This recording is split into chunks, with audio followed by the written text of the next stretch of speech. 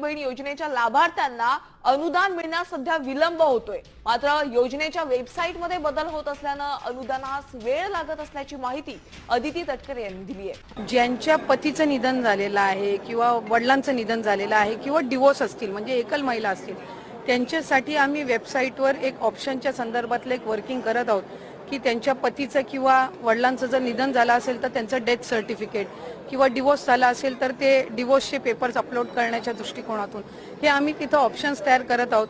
त्यासाठी वेबसाईटमध्ये ज्या काही त्या पेजवर ज्या काही बदल करण्याची गरज आहे त्याची प्रक्रिया ही आम्ही सुरू करत आहोत। त्यामुळे साधारणपणे ज्या सर्व पात्र महिला आहेत त्या लाभापासून वंचित राहता कामा नये या दृष्टिकोनातून आम्ही काम करत आहोत।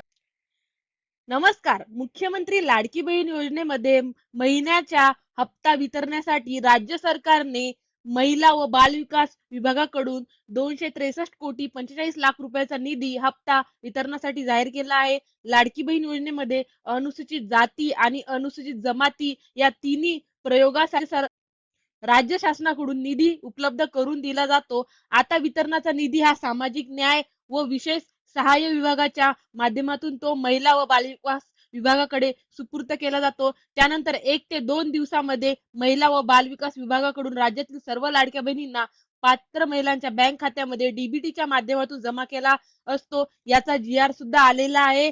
तर तुम्ही आता वाट बघू शकता। ज्यांनी ई-केवायसी केली नाही त्यांनी लवकरात लवकर ई-केवायसी करा। तुमच्या खात्यामध्ये लाडकी बहीण योजनेचे जे काही डिसेंबर आणि नोव्हेंबरचे पैसे आहेत ते येतील।